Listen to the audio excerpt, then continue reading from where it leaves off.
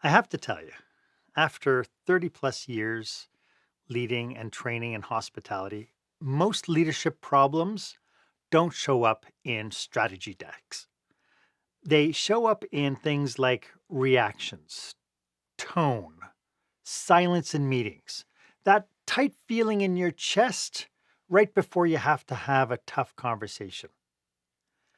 Today, we're talking about the invisible forces running through our leadership, whether we are aware of them or not. And that's what we're talking about today on Marc Haine Live.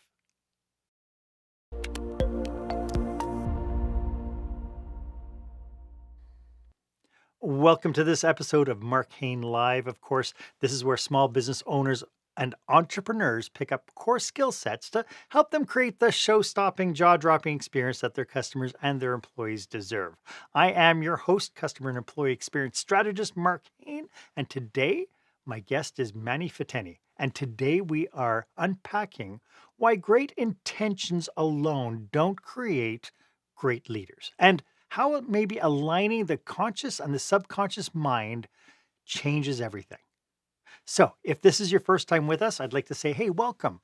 If you find this episode valuable, please check out our past episodes. We have a whole library of 5 years now of episodes for you to be able to play into to answer all sorts of your leadership questions. And if you haven't done so yet, please make sure that you subscribe to this podcast. That way you get notified whenever we bring you fresh new content each and every week. So first off, I want to acknowledge you. Thank you so much for investing your time with us. Time, of course, is our most valuable commodity. So I'm glad that you're here today, and I hope you get lots of value. When it comes down to leadership, imagine being handed the cockpit of a 747. No training, no simulators. They just hand you the keys. I don't know if planes have keys, but let's say they hand you the keys and they say, good luck, don't crash. That's leadership for most managers.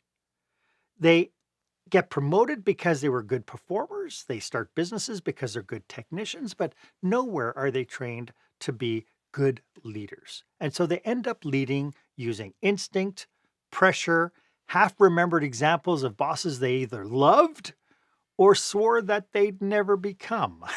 And without realizing it, they project old fears, perfectionism, and control patterns straight onto their teams. So that brings us to our question of the day.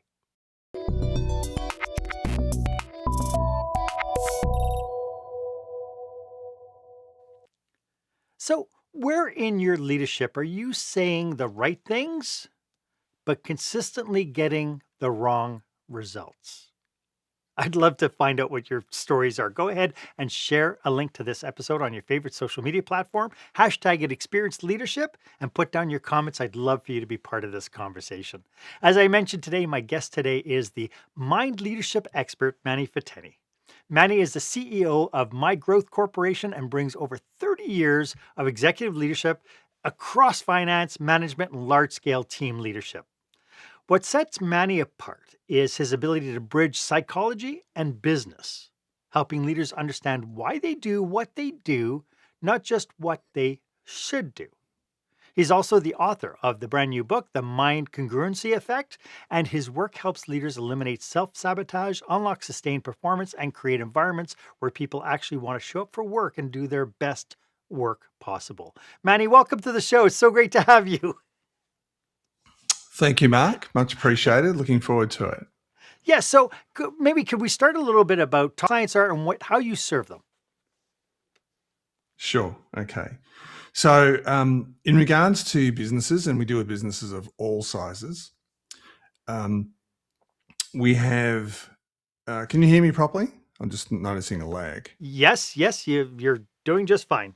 You okay? That's okay. That's okay. So we deal with all types of businesses, and in particular leadership and how leadership affects the business overall in getting results. And we talk about different elements of it, how to frame that for managers, and then for them to then understand that in a lot of cases, managers actually self-sabotage their own teams without realizing it. So When we think about this idea of self-sabotage, why do so many capable professionals struggle once they step into these leadership roles? Because they get promoted for a reason, or they have the impetus to take the risk to start their businesses. Why are they struggling so much? I think your intro actually captured it. You know, you can be really good at the job that you're in, but suddenly you're put in charge of other people's lives and other people's careers. And depending on how you are structured or how you think, determines on how they react. So you can be the best salesperson in the world, and naturally at some point, someone's going to promote you because you're really successful at sales. But because you're good at sales doesn't mean that you understand the psychology of a team of 10 people or 100 people. And so until you start to understand yourself, you're going to have issues dealing with um, getting results from a team as opposed to yourself, because you can control yourself within reason. Right. So before we go any further, I'm just going to ask you: could you please look at the camera? Oh, sorry. Yeah, that'll be much better. Okay. So I'm just going to clap just to continue on. So Okay.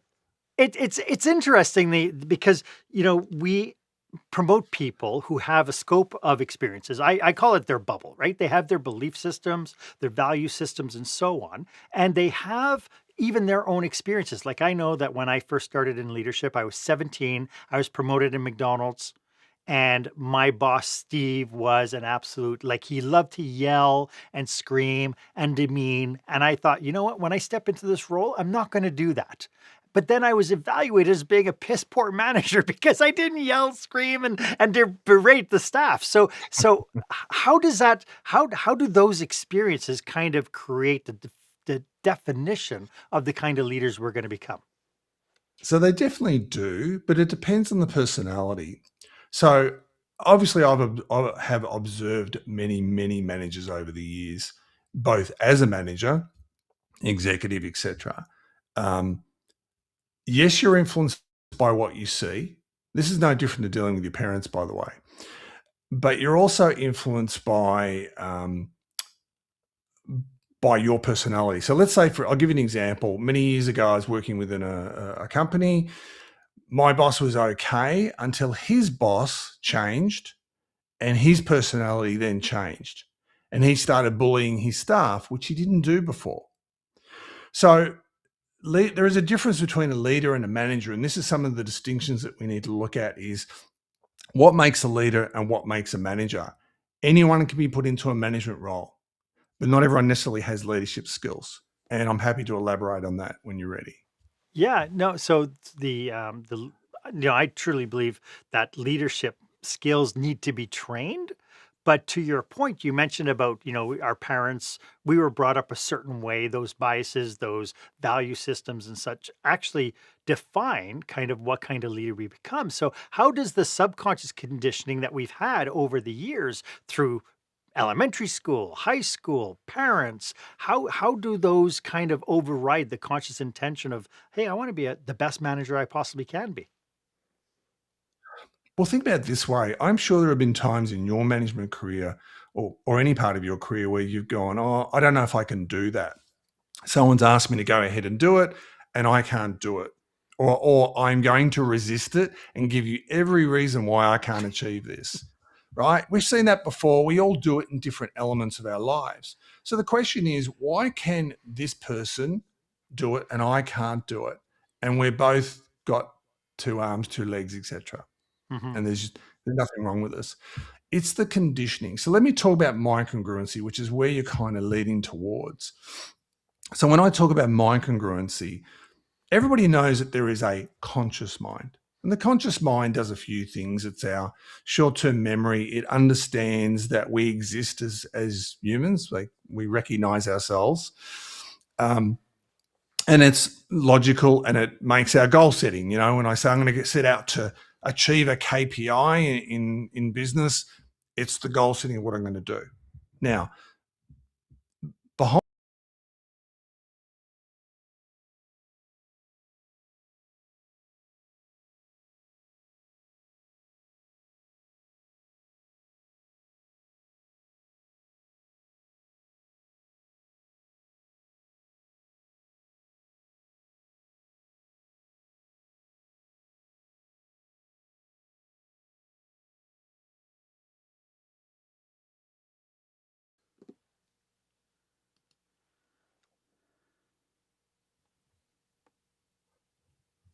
You I there, don't know Mark? what happened. I don't know what happened. There was a I don't bang know. outside, and I then don't my know if it's internet died.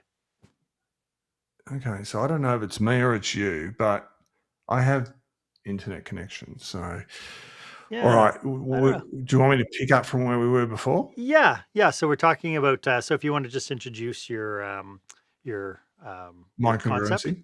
yeah, Okay. microcurrency, yeah, yeah. All right. Go ahead. Okay, so let me just find the. Yeah, so we're talking about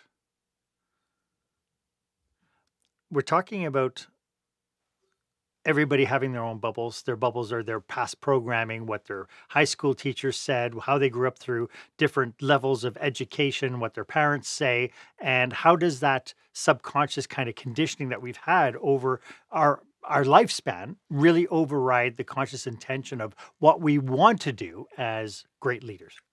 So let's understand the subconscious firstly. The Yeah. subconscious holds all your memories. And the best way I describe it is think of an operating system in a computer.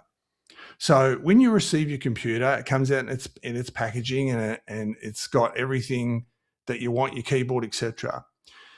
The operating system is the programming that sits within the computer. So you type something in, and if it's programmed correctly, it'll give you the result you want. Now, the problem that you're going to have is if your programming is not correct or it's been affected in some way, you're going to get a different result than the next person. So, a lot of these influences come from childhood initially. So, when you're born, you don't come with speech. You might make some noises, but you don't have any speech. What you're doing up until about the age of 10, even though you can speak within a couple of years, um, is you're observing. You're picking up habits. You're picking up gestures, all these things you get from your parents. So think about people in your life today, or your parents, or people that cared for you when you were a kid, and go back and have a look at which things that I've picked up that are just like them.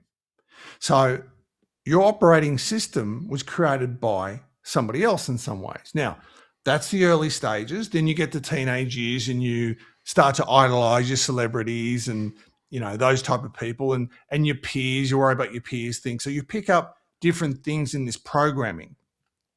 By the time you get to this management role, a lot of your programming has been set. It isn't permanently fixed. It can change, which is the great news. But the issues is you're not aware of it.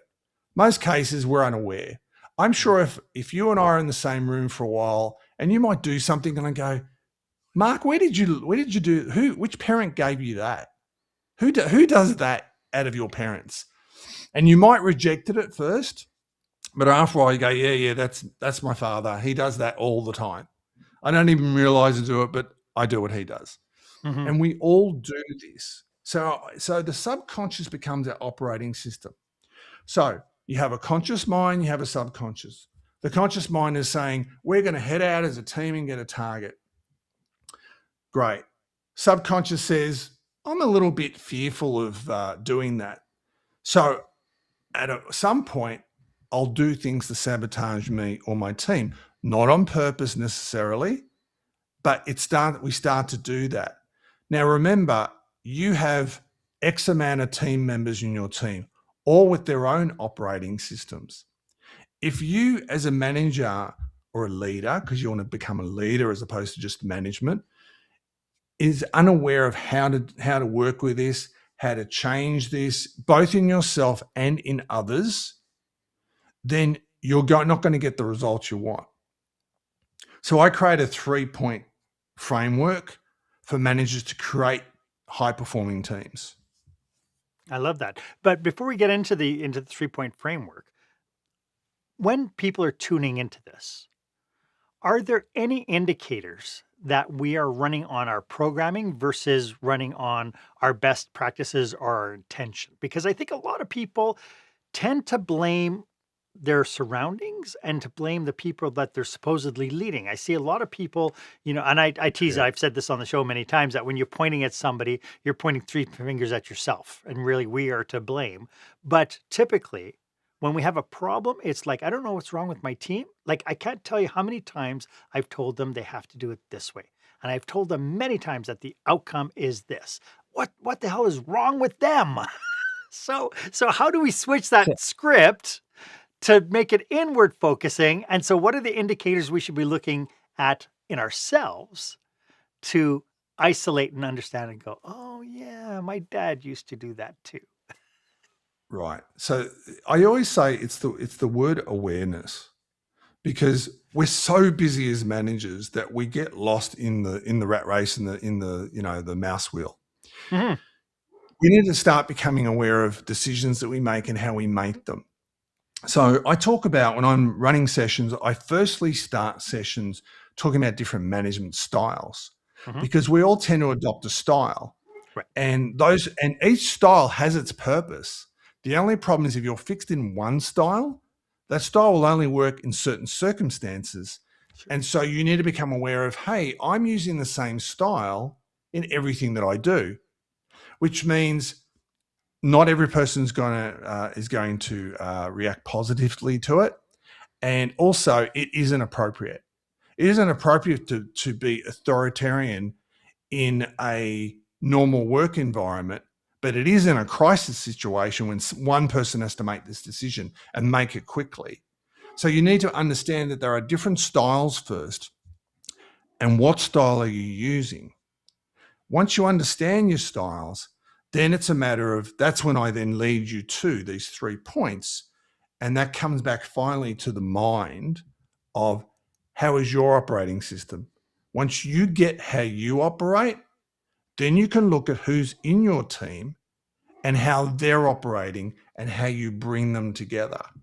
Because as we all know, anyone who's been a manager and anyone that's listening all know that everybody in our teams are different. Nobody's the same. We have different backgrounds with different experiences. We bring all of that to the table in our work life, and we are trying to be a magician and make them all work together. And it's never perfect. I don't think I've ever seen, and I've taken teams from zero to exceptional results. But it came down to certain things that I did for that to happen. So I'd like to tap into the steps that you have in order to do a deeper dive into mind congruency. And we'll get into that right after this. When the spotlight shines on your business, are customers applauding or yawning? In other words, how is your business performing? Make your business a star with the new book, Lights, Camera, Action, Business Operational Excellence Through the Lens of Live Theater by Marc Haine. Marc uses his business and acting experience to help you see your business like a live show, so you can create a performance your customers will never forget. Buy Lights, Camera, Action today at your favorite online retailer or directly at marchaine.com. I'm speaking with the author of The Mind Congruency Effect, Manny Fiteni. Manny, why don't you do a shameless plug for your book since I just did mine? Didn't do a lot of shameless plugs. Actually, I have the book here, but I always have it on my desk. So the Mind Congruency Effect, you've got it there. Effectively is not just about business. There is a chapter that talks about business and leadership. We talk about different elements, but we discuss what mind congruency firstly is and how you can start taking steps towards changing yourself. Because as the book says, it's about transforming you first. We tend to walk into business environments, especially when we've got other people around. We understand ourselves. We understand we're driven, especially entrepreneurs. We're really driven people. And we can't understand why everyone else is not exactly the same as us. And that's a frustration. So, and I see you laughing there. So you kind of get what I'm talking about. Yeah. Why is not everyone the same as me? I'm a great operator. I'm self-driven. Not everyone's like me. Well, not everybody is like you. But then do you know, if I interviewed you as a manager, do you know what motivates your staff? Mm. Or do you just tell your staff what to do? And there's the difference between leadership and management. Mhm. Managers are put in charge of people and they understand how to do, they might be good at directing. You do this, you do this, you do that. Delegation is only part of management. Leadership is taking them on the journey with you, and together you are creating something great through a vision that you have given to them. And most managers can't articulate a vision because they're really articulating their boss's vision if they're articulating it. It's how you articulate it. Right. So there are ways of taking people on the journey with you, and that's how you build high-performing teams, by understanding how to take them on the journey. I laughed as you were saying that before, because I can't tell you how many managers I've dealt with that looked me straight in the eye and go, I don't understand it. It's common sense. Well, maybe it is common sense, but then it's like reading a book. We all have our own filters. Yeah. You and I can read the same book, and you can say, I got all this out of the book, and I go, I didn't see any of that. I thought it was just this. Right? So we are really becoming experts at people. Now, some managers might go, that's not what I do. And I go, that's exactly what you do. When you become an expert of dealing with people, they will take orders. I'm not saying there aren't times they don't do what they're meant to do.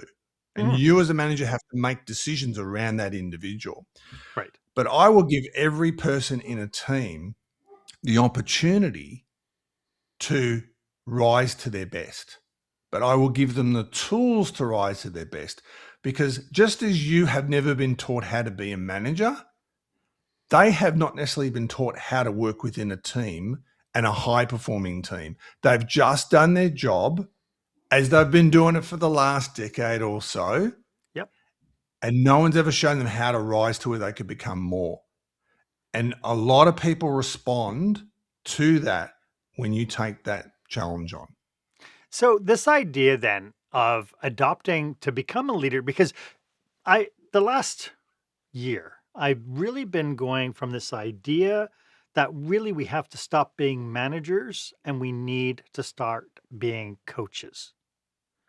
It's one thing to say I'm a leader of people, but really I think what happens in too many businesses is we bog down these leaders with too much work to do, that they cannot be an expert in people because they're given, oh, I need this report by Thursday. Oh, don't forget to make sure that data gets entered properly. And oh, by the way, this other department needs something from you, right? And so we end up kind of handicapping our leaders by giving them kind of the grunt work instead of saying, feel free to delegate this to this resource or feel free to do this. You just make sure that you're a really great coach for your team. Is that a fair assessment? Yeah, that's a very, very fair assessment. And it isn't an easy answer necessarily. I mean, if you're a small business person, everything kind of revolves around you. And you're busy and you're making decisions from finance to sales, etc. So that's hard. Larger businesses have exactly the same problems. Having worked for very large organizations, it's exactly the same problem. They have way too much work and they're trying to juggle. And they're hoping that their staff can do that, and sometimes they don't. But this is called investment. When I invest in an individual, I get a better result, and I know I can pass things on to them. If I decide that I've worked for an organization, very large bank at one point, and they had a policy that if a person doesn't perform in 6 months, you just fire them. Now, I don't have that attitude because it costs money to replace staff. Yeah. And you spend 6 months investing in them. It's like you're going to take all that investment and flush it down the toilet. I worked for that organization, but it was they had another organization that I worked under, and I had a different attitude. My view is I can mold people if they want to be molded. And it's one of the first steps that you get an indication on is this person receptive to being more? And that's where you build rapport with the person first. If you've never been a manager before and suddenly you're put in charge of people, you have different responses mentally. One is, I'm the big boss now, so I can tell everybody what to do. And that does happen in management. And then there's others who have what you're referring to as the coaching or the nurturing, bringing out the best of the individual. That mentality brings out a much better result. And I've taken over teams that were poor performing. I've gone to speak to the staff and they've said, I don't want to be fired. I know I'm not performing, but I'm new to this organization and no one's helped me. There's no one being here for me. So I would make a promise to them. I will show you how if you give me your best. And some of those people in my past career have gone on to become, even during that period of being in the team, of being some of the most outstanding operators in the whole organization. But that was my investment because it's worth investing in your people. Yeah. And it's also this idea that there's a level of humility that's required as well. It's like for some reason when we get promoted, it's like, oh, my bosses have all the answers. I better not show any weakness. I better be the boss that they expect me to be. And because of that, we end up kind of putting on this persona. And Correct. now we're no longer human. We're no longer telling people that we're fallible. Like I can't tell you the number of times I've gone into a hospitality situation where I've been asked to go in and change the culture. And when I go to the staff and I said, so we have this problem. So what are your thoughts about it? And right away, like Okay. their eyes glaze over and they're like, what do you mean? You're the boss. And then when I say, well, here's the thing, That's exactly the right approach, right? because you'll know from your own coaching that when you start to ask the team what Yeah. they think, what's working, what's not working, you suddenly get absolute nuggets of knowledge that the boss is not even aware of. And I've seen that in small business where we've sat in a room, I've gone around a room, and the secretary says, well, actually, no, this is not working. Da, da, da. And the boss is going, I didn't know any of this. Why go, didn't "What?" you tell me? You never asked. Yeah. Yeah. Well, and this is You the weren't. basis of Undercover Boss. For years, we had that Yeah. show on Yeah. TV called Absolutely. Undercover Boss, right? Yeah. Yeah. And how Yeah. many times Yeah. are they just absolutely amazed at what the staff have to put up with? Yeah. And so when you know your people and you understand how they think, and that's your job, it's actually Yeah. part of your job to understand. It's like being given a machine to work with. Mhm. And you're given the machine, you never worked it before, and you go, yeah, I'll just press a few buttons. This will make it work. You may get the result you want, or you may not get the result. Or you can decide to understand it, grab the manual and go, I could do this, this, this, and this with it. And I didn't know because I wasn't prepared to understand it. So a lot of what we're talking about is kind of how we're wired to be intentional and to be curious and so on. Let's talk about this mind congruency that you introduced a little bit earlier. How do Sure. you mentioned that kind of these two minds? Can we define it in simple human terms what it looks like? Okay. So the conscious mind, I always think of it like a thinking mind. In other words, it has the short-term memory that you have. It's more analytical. It's where you're aware of yourself. That's what the conscious mind does. The subconscious is like the operating system. And I think I may have explained this before we captured it, but it's a little bit like a computer program on your computer when you get a computer. If it's the programming is designed to come out a certain way. So if you program it incorrectly, you might get something really weird on your computer screen. And that kind of happens in our lives is we're unaware of this programming. Sometimes you notice it, but you're unaware of it. And so a boss might say, I need you to do what you might think is impossible. But your colleague goes, yeah, of course, I'll just get it done. So why is it impossible for one and not for the other? It's your programming. It's understanding the subconscious. Now, people that achieve many things in life are able to align the two together. They go out to set a goal, whatever that goal looks like in business or personal life, and their programming does not sabotage or fight them because you're unaware of all this. You're unaware that you're doing what you do. It's a little bit like a phobia. Some people have phobias of dogs. Now, I love dogs. You might love dogs, but you might have a phobia of dogs. So why have you got a phobia and I don't have a phobia, but both of us are mentally fine? There's nothing wrong with this. Something has happened in your past which changed your programming that triggers off the way you're going to operate in that situation. This happens in management and in business. Now, I'm an entrepreneur as well. As an entrepreneur, we face lots of challenges. And depending on how big your team is, determines on how much you're going to be doing of that. Now, entrepreneurs, the difference between an entrepreneur and a manager is an entrepreneur understands persistence. They know that failure is not something that they enjoy, but it's something that they have to get around. They have to say to themselves, but there's a solution. There's another solution. But a lot of us say, no, oh, you know what? That's too hard. I tried it 2-3 times. I give up. Let's do something different. Let's change jobs. Let's do. There's a massive difference in just the thinking if you listen to that alone. Mm-hmm. And so changing the way you operate determines if you're scared of the dog or you're not scared of the dog.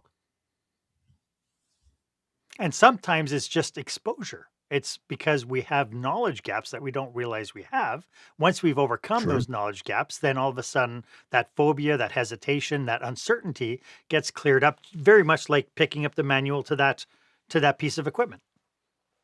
I used to see this a lot in sales. So I'd worked in financial planning for many years. I had been one for a few years in my younger days, Mm-hmm. and I did a lot of executive roles around that. And in financial planning, they have what they call a fee for service. You know, you're asking me to have a look at your financial situation. I'm going to do like a 70-page document and work out exactly where we should go. But I'm going to charge you $2,000 for that, for example, for all that work and knowledge that you're paying for. Now, one person, I could give this exercise to you, Mark, and you go, yep, not a problem. I'll do all that. And I'll tell my clients $2,000 and I'll do it quite confidently. I could give this to the next person. They go, in their head, they may not be consciously thinking of it, but in their head, they're going, $2,000. Who would pay $2,000 for that? I think this is a $900 job. That subconscious or that thinking is sabotaging their results. Sure. So I've taken sales teams from X amount of dollars to much higher because I changed their thinking to understand that you have to understand the value first. So in your psyche. So when you're telling someone else, of course it's $2,000. You're worth $2,000. But a lot of salespeople, if they're asked to sell things at high prices, either can do it congruently Mm-hmm.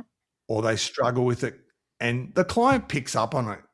They Surely. go, $2,000. What's the value in that? You don't believe in it. I can tell from your body language. It's interesting that you said that. I had a coaching call with a speaker today, and they had quoted their fee, and then they told me what they followed up the quote with, which was, but if you think that's too expensive, then, and I'm trying to teach speakers that when you quote your fee, say the number and shut the F up. Yeah, Don't say good another advice. word, right? But again, Good advice. that's the programming of I have to justify, I have to understand where, I don't want to lose the gig. I want to make sure I get the contract. And it's all this fear mongering as well, right? So we're pushing ourselves into the corner, forcing it. And then of course the person turns around, well, if you could do it for half the price, then I'd be happy. Okay, done. And it's like, So now you're what? getting mind congruency. Yeah. Because the goal was to charge X amount of dollars for my work. It's a lot of work, what I have to do. Sure. And knowledge, right? But the subconscious is the one that's sabotaging you. It does not believe what you want. And this is what happens in all aspects of our life. We go charging out, I'm going to go do this, I'm going to go, or once I've got my degree, I'm ready to go.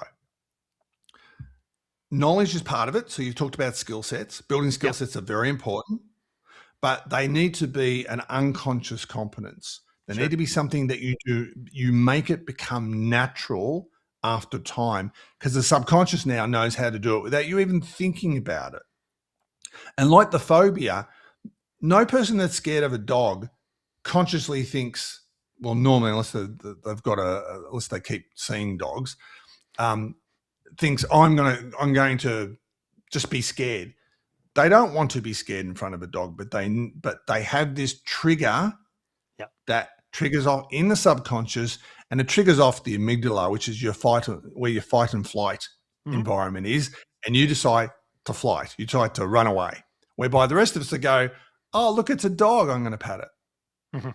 So until we learn how to change these things as business people and as managers, we will come across circumstances that we will start to play the avoidance. We'll avoid things. You'll be in a management meeting and the boss will say, well, I need this. And you'll give every reason, and especially if you're great at convincing people, you give every reason why the business couldn't do that. Right. So you don't have to do it because you can't do it. Right. Well, and again, I've worked with emerging leaders, people who got promoted into leadership roles. And when they see behavior happening within their ranks and they don't address it, it's like, well, I didn't want to address it because, he's a good person. So I'm sure it's not going to happen again, which we know is a lie. Then it's like, well, why didn't you do it? Why didn't you address the issue? Well, because right. And then in it, the more you dig into it, there's fear of being judged. It's fear of being wrong. It's the other person's going to get mad at me. Or the one I heard the most probably is, well, I didn't want the employee to start crying. Right. Right. And it's not your goal to make someone cry, but when you're a manager, it's almost a parent situation. Absolutely. Sometimes, even though this might sound the wrong way, take it in the right frame. Sometimes I see people through their children's eyes and them as a child, not their own children. Right. So I could talk to someone and they're telling me things and I'm going, yep, they would have done this as a kid. They would have done the same type of things because that was the program. It was set back then. Yeah. And they're still running the same program. My job as a manager, as a leader, to take them to high performance is to understand their operating system and then help them change it through a motivational and encouraging and nurturing environment. I love that. I love that. For the people tuning in, how can they get a hold of you if they'd like to work with you? So they can go to our main company, which is mygrowthcorporation.com. There you'll see all the different things we're doing. We've got a lot of programs that we're working on, but mannyfiteni.com is the training part. So if people want me specifically for this part, that's where you go. Okay. Terrific. And we definitely have it all in the show notes. So you mentioned before about those 3 steps to create, really move us from this problem state of not understanding how our subconscious is really handicapping us to kind of the desired state where we now have congruency. So what are those 3 steps? Okay. So I'll call it a framework. Okay. So let's say you walk into a new team. You don't know anybody in this team. First part is environment. And what I mean by environment isn't that the offices have to look beautiful necessarily. It's the understanding that this is how we operate as a team. So the first thing I do when I used to take on teams, depending on how large my teams were, is I would do one of 2 things. I either had a team meeting where I kind of talked about what we want to achieve. I am giving an idea of vision, what my vision looks like. But then I always follow that up with a one-on-one. And the reason I do the one-on-one, even though that is time consuming, is I need to understand who is sitting in front of me. Why are they here? And I would sit there and I would have a conversation, and they naturally, when they get a new boss, are on their best behavior. They're watching how I operate, and they won't tell you everything they want to think. Your job is to make them feel comfortable. Building rapport is the first key in that environment. Is they need to feel that you're somebody they can talk to rather than fear. A manager that walks in thinking that fear is their approach is probably going to lose their team in a short period. So environment is, this is what we're trying to achieve as a group, and that needs to be articulated. People need to understand what we're trying to achieve. Otherwise, everyone is running their own show. And people do run their own show within reason, within the parameters of the big show, of what we together are trying to achieve. So a lot of my basis in regards to management, although I go across all styles of management, which is the best style, is consultancy. I consult with you. If you were working with me, Mark, rather than go, oh, well, you're my employee and you just do what I tell you to do, my attitude is, tell me a bit about you. I also want to know about your family. You know, why this job? What made you choose this company in particular? I mean, there's a lot of companies that do this. What made you choose this? I get you here to make money. We're all here to make money because that's how we earn our living. But there's other elements of a job. So what I'm trying to get to is their value systems. Right. What do they value in work? You know, if you're a creative person, maybe there's a creative approach to how you do what you do. If you're a competitive person, which is great for sales, then you need to, then the framework is, this is what we're aiming to do. Here is what we can do. So if you're going to come back and go, well, I want more money, I'm going to go, well, this is my budget. So I can't do much about it, or I don't have that authority, for example. So they need to understand. So that's your first bit, is your environment. Your next part is true leadership. And true leadership is, it's not about all delegation. People are watching you, like children are observing you. If you've got kids, those kids observe you. Oh, look, mum swears every time she drives. That's how I'm going to drive when I get older, right? They're observing us. Yeah. And you know what? When you say one thing and you do the opposite, you've lost their respect. Right. They also need to understand, or created uncertainty. Yes, correct. Because they don't know what the actual standard is, because you said the standard is one thing, you proved it and modeled it as something else. Now it's this massive confusion. Yeah.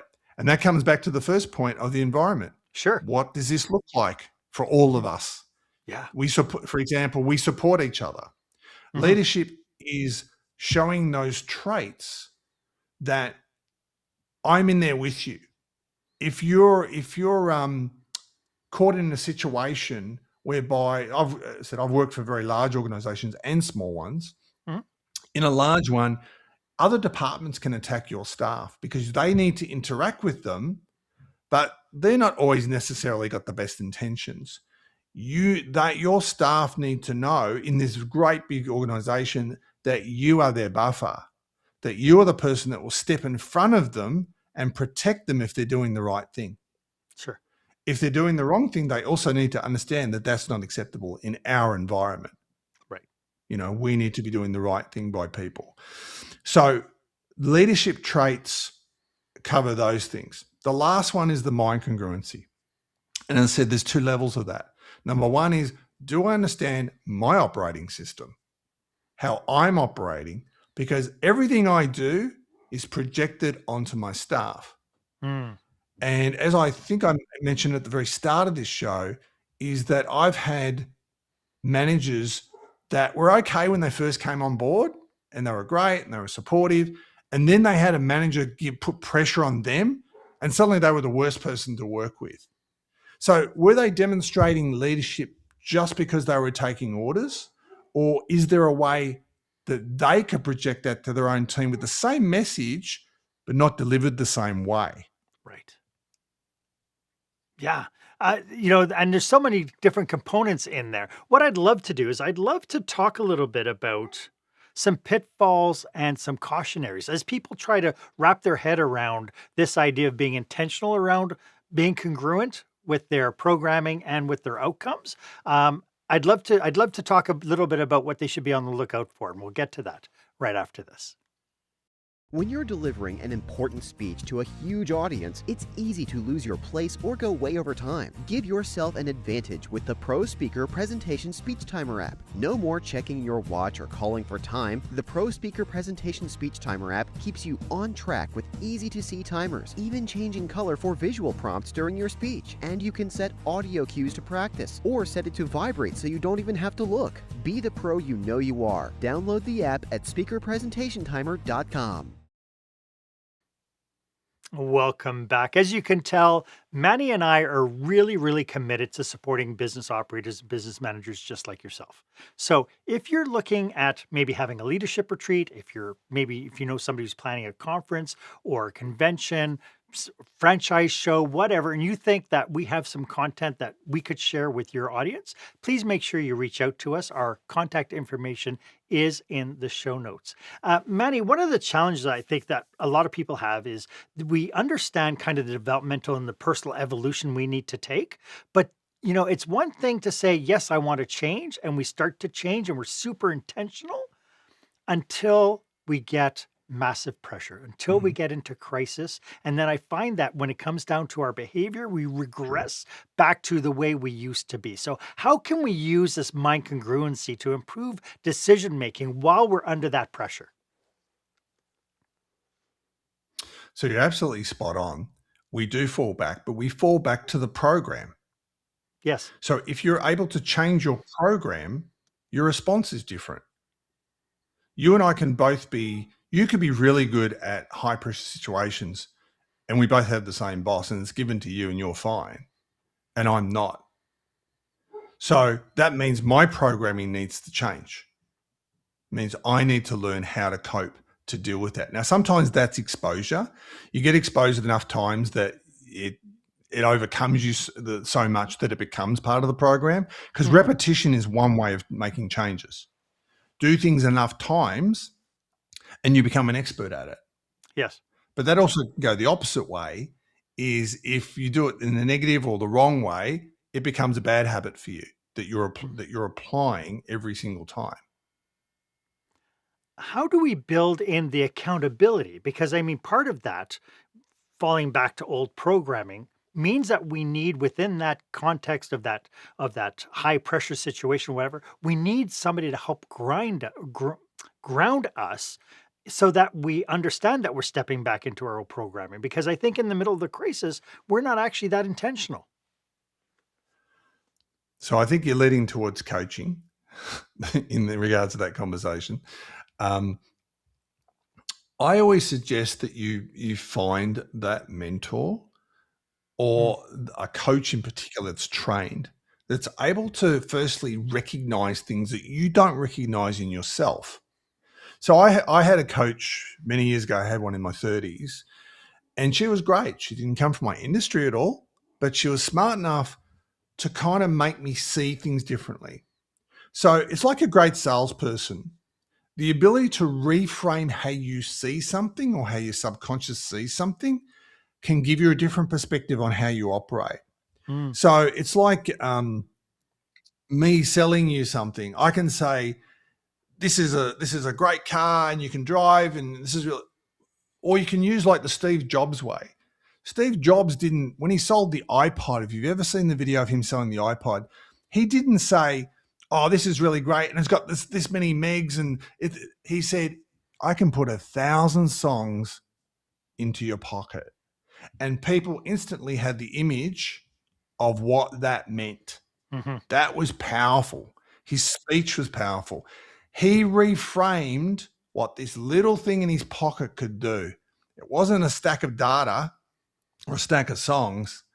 Well, it was, but it Yeah, was, I can have 1,000 of them. Instead of what it was prior to that in my days was either a Walkman or the boom box you put on your correct. shoulder and walk around going, hey, I'm playing my music, Yeah, right? yeah. It's a different way of looking at it.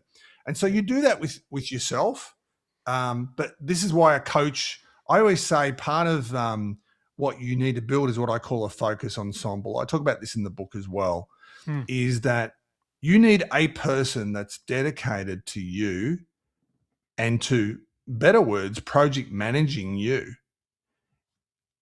One works on your mind, which is your coach. It's a little bit like when you run your business. You have your accountant, you have marketing people, you have all these experts. Unless you've built the experts around you, you're probably going to get the same result. And so knowing that the expert component is the integral part there. I've talked many times on the show about uh, doing peer-led groups, reaching out to chambers of commerce, to people who are in different industries to create some sort of like a mastermind so that people can compare and be able to Mhm. hold ourselves accountable. What about going to our actual staff and having them help us create that accountability? So that could be in the form of a 360 feedback. I'm assuming that's what you're referring to, as in That getting could be. It feedback from could your be. That's staff. one tool. Yeah. I think that's why I always use the term awareness. If you're really paying attention to a person you're talking to, you're going to notice things when you talk to them. So you can say something to a staff member and they don't have to say anything. Their response or their look or their micro movements in their face tell you a lot of things about how they're reacting to you and what you're doing. So most of us just don't pay attention to other people. We talk to them, we listen to them. It might be active listening, but we don't see it because the body expresses what we're thinking. And that's where we need to start paying attention when we're dealing with other people. Yeah. So, as we're making this shift then to become more conscious of this, are there any other cautionaries or pitfalls we should be aware of as we try to evolve ourselves to kind of be more centered to our conscious connection? Pitfalls. I I think the pitfalls are that we fall into the programming. We, Right. as We you mentioned default to before, it. under pressure. Yeah. You're under pressure. You fall into your programming. People that are into their own personal development invest time in themselves. So the question I would ask your listeners or viewers is to ask themselves, how much time did I invest in me this week? Or am I just still doing what I do every week? And 12 months from now, I will be exactly the same. I'll still have my job, hopefully. I'll still be doing what I've been doing. I'll still cope a certain way under pressure. But am I better than what I was 12 months earlier? Or am I going to get to the end of my career and go, yeah, I got through my career, but really, am I any different than what I was when I was in my 20s or my 30s? Mm, Because those that are constantly improving themselves and finding ways to improve themselves become our leaders, become our CEOs. yeah. And it's They endemic, I think, become the upon one. us as being the leaders to help make that happen for our people. It's so interesting Correct. because, I've had multiple conversations with people about investing. You mentioned investing in our staff. This is one way to do it. We can invest by physically investing in our staff, sending them to training, understanding where their weaknesses are, investing in helping them grow. We can invest in them by giving them our time, our next biggest commodity. We can invest in so many different ways, but then it's so funny to hear kind of the mindset of, but I might invest in them and they might leave. That's The the wrong chan mindset. Right? But I said, "So what? You want them to stay? You want them to not get better and stay?" Is that the idea? Well, it's But also the mindset of I don't want them to pass me in the organization. That's also a mindset that some managers have. yes. They might become my boss. So you achieved what you were meant to achieve. You made them better than what they were. That's Yeah. your achievement as a manager. You took an individual that was your raw clay, even if they've been working for a little while, Mhm. and with your skill sets, you made them a much better operator in your organization or someone else's organization. That is an achievement. That's what leaders do. And isn't that our legacy, Manny? Correct. Right? And That's our people talk legacy about that you. years People will later, talk about right? They'll you years talk later. years later They will. They'll because go, they do you remember working for Mark? He's the best manager I ever had. Not because he was just a nice guy, but because he was tough too. Look, I've had people that I've worked with that have said to me, Manny, you were firm, like you were tough, but he goes, but you were fair. yeah. Like you were fair to us, but you kept the boundaries of what you kept us on track of, Yeah. this is where we're going. This is where we're going together. So the story that I've given this story before at a conference that I was running many years ago. When I was a kid, there was a kid called Paul Sheehan, and Paul lived up the road from me. And he had, they were a bit wealthier family than where I came from, but him and I played sports together. And one day we were in what we call primary school. I don't know what they call it over where you are, but it's kids from 7 years old, whatever, 6 years old, the first stage. And we used to play sport every Wednesday afternoon.